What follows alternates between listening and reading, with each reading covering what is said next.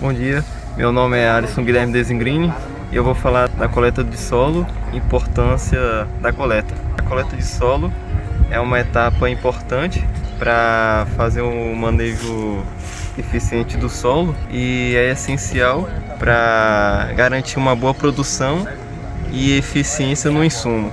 A importância de fazer uma coleta é avaliar a fertilidade do solo e diagnosticar deficiências e excessos de nutrientes, fazendo assim tendo uma taxa mais eficiente da análise. Agora eu vou falar dos critérios de amostras. O primeiro critério é dividir talhões homogêneos.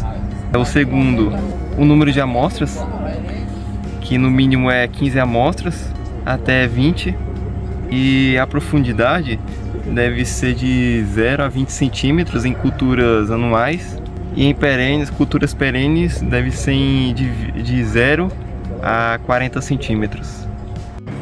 Evitar áreas atípicas como formigueiros perto de alguma casa, curva de nível, algum tronco.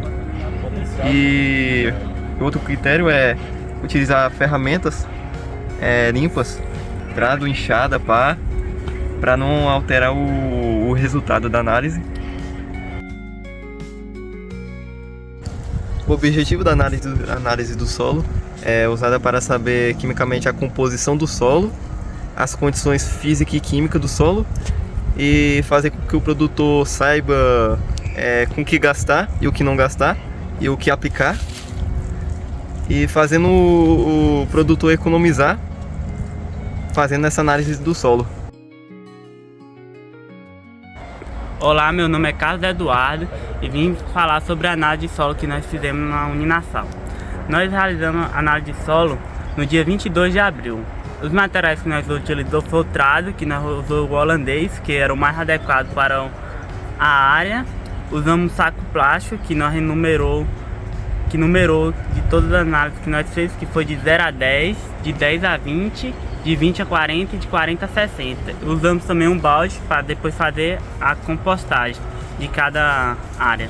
Nós começamos dividindo a área em duas glebas, que nós dividimos a área das frutíferas, que é da bananeira, e a área das graminhas, que é do campo ali. Aí nós dividimos em pontos estratégicos. Aí nós escolhemos para fazer 3 subamostragens em cada uma área, pois o tempo e as condições que estavam sendo favorecidas para nós não era muito ideal. Aí nós fizemos somente 3 retiradas, mas o ideal sempre é de 15 a 20 subamostragem, aí faz uma composta depois. Aí nós realizamos isso, aí nós fizemos com trado, aí depois disso nós fizemos cada uma das análises de 0 a 10, nós juntamos as 3 da área do campo, aí nós colocou num balde e numerou ela. Aí da frutífera também a mesma coisa, de 0 a 10 numerou e separou elas em cada área 1, área 2. Aí depois nós chegamos a peneirar para levar e fomos para o laboratório, peneiramos elas, homogeneizamos a terra e pesamos ela. Aí o peso ideal era de 300 a 450 gramas para o envio para o laboratório. Assim nós fizemos, pesamos e deixamos a amostra homogeneizada e pronto para o envio para o laboratório.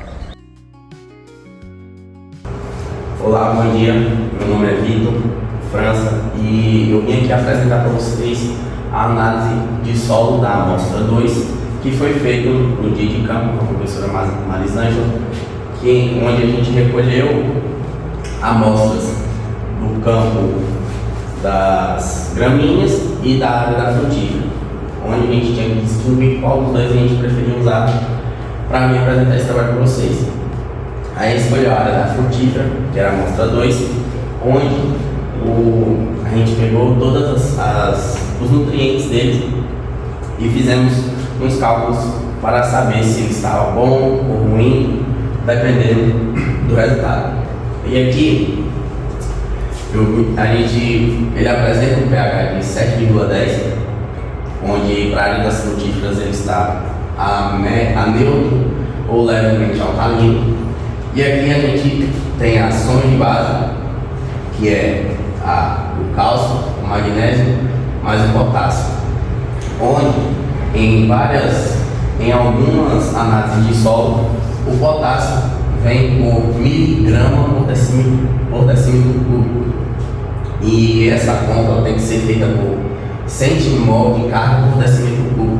Então, caso o potássio venha por miligrama decímetro cúbico, tem que ser feita uma conversão. Nisso, a gente, depois de fazer essa conversão, e todos estiverem iguais, a gente vai lá e soma o cálcio, magnésio e potássio. Beleza, deu o resultado aqui de 8,88. Esses números vêm já da amostra de solo, que essa amostra já veio aqui com as somas já certinhas e o resultado já certo. Aqui é a CTC efetiva, para a gente saber também, só vai fazer a mesma conta da soma de base, só que acrescentar o alumínio. Já vem na análise de solo, tudo certinho, os números e tudo certo. Aqui já é a CTC potencial, que vamos também fazer a mesma soma da soma de bases, mais o alumínio e o hidrogênio. Acrescentar mais o hidrogênio, né, no caso. E por último, a gente vai fazer a saturação por base, que é, ou seja, a porcentagem, né? Para saber se a gente tem um solo fértil ou menos fértil, que é 100 vezes o resultado da soma de base dividido pela CTC potencial. E aqui é como eu falei, acima de 50% o solo é fértil e abaixo de 50% o solo é menos fértil. E aqui está o resultado de todas as contas que a gente fez. A soma de base deu 8,88, a CTC potencial o mesmo valor, a CTC efetiva, desculpa, pelo mesmo valor, CTC potencial deu 9,71 e aqui a saturação por base deu uma porcentagem de 91%, ou seja, o solo está fértil. Pronto. E aqui, depois da gente ter os resultados, a gente viu, foi mais a fundo e vamos falar aqui também sobre como é que está a condição desse solo de acordo com os resultados. Ou seja, o pH, como eu falei, ele está muito bom, neutro, levemente alcalino para aquela determinada cultura. Se acha que ele está muito elevado, aplica-se ali um calcário ou resíduos básicos, só mesmo para fazer aquela correção. CTC efetiva, média a baixa. Isso, pela a nossa análise, é comum em solos arenosos do cerrado. Saturação por base, como eu falei, 91%, está excelente, ideal para as frutíferas. O mínimo que ela deveria ter era 70% e ela está a 91%. O alumínio não apresentou, está zerado, então ele apresenta sem restrição, ou seja, ótimo. O cálcio mais o magnésio está muito bom. E o potássio, como a gente falou, está alto, mas isso a gente vai mais para frente, vai ser explicado como deveremos fazer alguma correçãozinha. Aqui a gente já vai falar, de acordo com as nossas contas, a matéria orgânica e o fósforo, eles estão baixos, ou seja, eles requerem uma adubação, certo? Então, ou seja, baixo, requer fosfatagem. O ideal é maior ou igual a 8 a 10 mg por decímetro cúbico para milho ou frutíferas. Frutíferas que é a área que a gente está amostrando agora. E lá, de acordo com a nossa análise, ele deu 4,14, ou seja, ele está baixo, então tem que elevar um pouco esse fósforo. Matéria orgânica também está muito baixa, só tem 1,88% de matéria orgânica. Então aqui a gente, de acordo com a nossa análise, foi falado que os solos arenosos têm menor capacidade de retenção e absorção de nutrientes. É fundamental adotar práticas que aumentem o teor de matéria orgânica. Ou seja, com palhada, com resíduos, entre outros. Olá, eu sou o Cauã Novaes Leite. Eu venho aqui justamente fazer a análise do gráfico da amostra do solo da amostra 2, né? Como você pode ver aqui, né, o alumínio ele justamente a quantidade dele está muito baixa, né? Isso se deve ao fato do pH do solo ser neutro. O alumínio em si, ele é um elemento que é bem tóxico para as plantas. Ele é tóxico para suas raízes, o que faz com que elas não consigam se desenvolver no solo de forma correta. Ou seja, o solo, justamente o solo da amostra 2, ele contém ainda o alumínio, só que ele não tem risco com que ela não consiga se desenvolver. Ela vai conseguir se desenvolver de boa, a quantidade não é o suficiente para interromper o desenvolvimento da planta. Então, o solo está próprio para o plantio. Note-se que não há nenhum número no enxofre e nem no sódio, né? Isso se deve pelo fato que, pela sua quantidade, não ser suficiente. Em muitos casos, isso se deve ao fato, né, de que a empresa em si, ou a fazenda em si, não se disponibilizou, né? Não foi pedido a aplicação. Em alguns casos, realmente não se deve. Não é necessário, dependendo da cultura. Aqui a gente tem a pirâmide textural do solo, né? Basicamente, meio que um gráficozinho para a gente ver, para a gente saber a textura do solo, né? Da amostra que a gente tirou. Aqui na análise granulométrica, a gente pode ver que a areia é 66,3%, né? Silt 17,26% e argila 16,61%, né? O que significa? Significa justamente que o solo ele é um franco arenoso, né? Quer dizer que o solo ele já tem uma certa idade, ele já é velho, mas ele tem a sua textura em si é franco arenosa. Bom dia, sou o João Vitor, vou apresentar agora a análise do solo já com as recomendações, né? Como foi falado antes, esse solo está com uma pequena deficiência, tanto de matéria orgânica quanto de fósforo. No caso do fósforo, a situação desse solo, no caso, ele seria de 4,4 mg de decímetro cúbico, sendo assim baixa. É um solo com uma quantidade de fósforo muito baixa, sendo que a média dele é atingir 8 a 10 mg de solo, de nutriente, né? Por decímetro cúbico do solo, sendo essa análise para tanto frutíferas quanto para o milho, como a gente vai falar daqui a pouco. A sua recomendação, no caso, feita, vai ser para aplicar 100 a 120 gramas, 120 kg por hectare de P2O5, ou seja, o peróxido de fósforo. Fontes sugeridas, né, que podem ser usadas, são sempre os supercílios, que dentre todos ele é o menor, ele é quase um dos menores com a porcentagem, a quantidade de P2O5. Só que de todos ele é um dos mais baratos. Ele é sempre um dos mais baratos para você conseguir, tanto que a tonelada dele, como você pode ver aqui mesmo, você vai usar quase meia tonelada de produto, né, por 1 hectare, ou seja, você consegue usar uma grande quantidade. Sendo isso, você pode achar uma quantidade de valor, um bag dele, por questão de quase, até menos R$1.000, né? O MAP, claro, o maior quantidade, maior eficiência, tanto que a sua taxa você vai usar bem menos, né, é de 52%, ou seja, 52 kg de P2O5 por cada 100 kg. É o mais caro, um dos mais caros, só que você consegue usar mais, você consegue até mesmo ter um rendimento maior, no caso, né? O termofosfato ou fosfato natural para efeito residual. Aqui nós temos um pequeno cálculo que foi usado usando o MAP.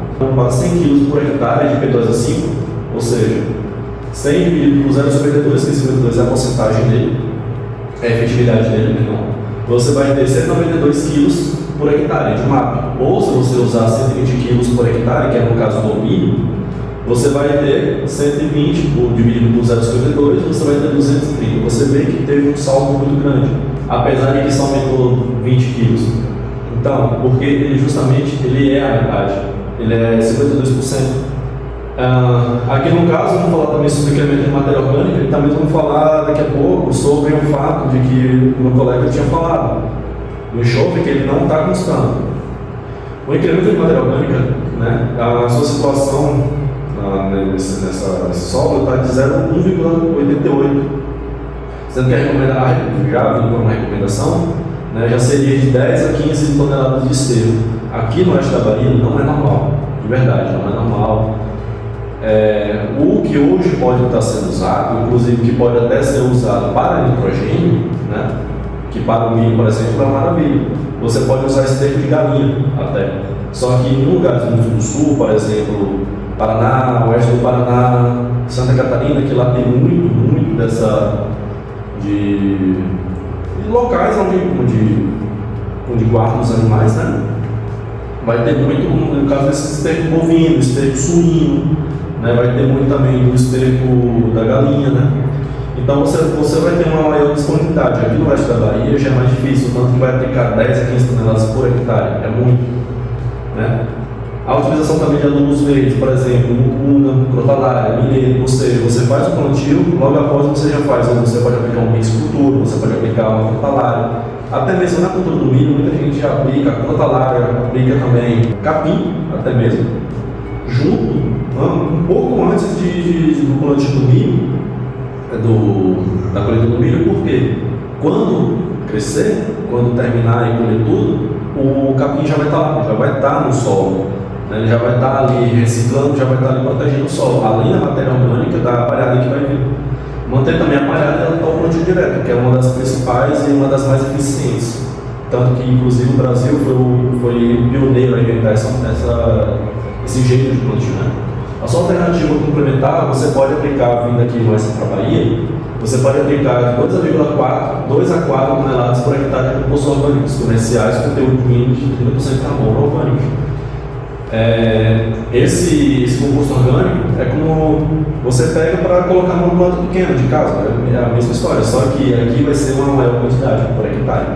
E aqui, como eu tinha falado, vai ser a base do enxofre. A situação não é analisada na amostra, mas é importante em solos arenosos. A recomendação preventiva é aplicar de 20 a 30 kg por hectare de enxofre. É necessário? Como aqui não foi pedido, talvez ele já tenha uma análise já apostando no enxofre. Mas em uma análise de que não foi disponibilizado, que não foi pedido e você não tem essa situação, 20 a 30 kg de enxofre, talvez já seja tranquilo. Não vai suprir, mas também não vai fazer uma falta. Né? As fontes sugeridas, no caso, seria o sulfato de amônio, superfosfato simples também e o gesso agrícola, que é um dos principais. Além do cálcio também que o gesso fornece. O cálculo, no caso, seria 20 kg por hectare de enxofre, no caso 0,16%, que é a porcentagem de efetividade. Você vai ter 125 kg você vai ter que jogar para ter 20 kg, ou seja, você vê o tanto que você tem que jogar para ter uma pequena parte. Assim, no mesmo caso, para 30 kg por hectare, você vai ter que jogar 187, já é uma maior, né, porque você vê que era 0,16%.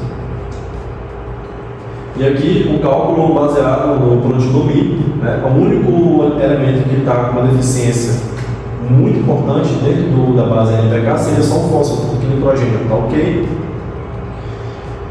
E também você vai ter o potássio, que ele também está ok. Até o potássio nós temos até demais nesse caso. O fósforo é 120 kg por hectare. A fonte que nós escolhemos foi o superfosfato 5, que é 44 de efetividade no P2O5. São 100 kg por hectare, 100 kg de ISS triplo. Vai ter 44 kg por P2O5. A gente quer saber quanto que a gente vai aplicar para 120. Fazendo um cálculo bem básico, até uma regra de 3 bem simples, você vai ter 273 kg de superfosfato líquido, ou seja, de 44%. Ou seja, você vai ter que aplicar em 1 hectare 273 kg, sendo que também tem alguns tipos de NPK que você compra ali em locais de agropecuários, basicamente, que ele vai ter 0,001, por exemplo, né? Ou 0, sei lá, nesse caso, 12,0. Então você vai ter nessa formulação um número, né, da NPK. E aqui as nossas referências é sim o trabalho que tem. Sim, o trabalho, e também o trabalho ele foi baseado no livro da Embrapa, Manual de Método de Coleta, e Cerrado Correção de Solo e Iluminação.